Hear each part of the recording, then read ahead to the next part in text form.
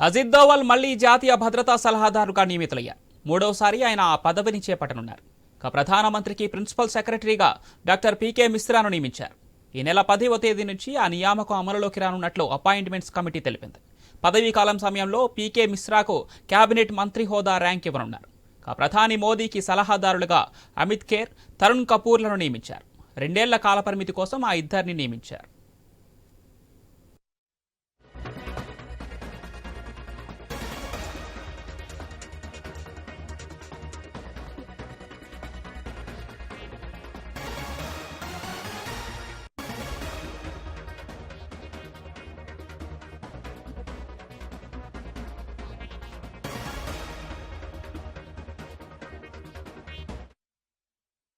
అజిత్ దోవల్ మళ్లీ జాతీయ భద్రతా సలహాదారులుగా నియమితులయ్యారు. మూడవసారి ఆయన ఆ పదవిని చేపట్టనున్నారు.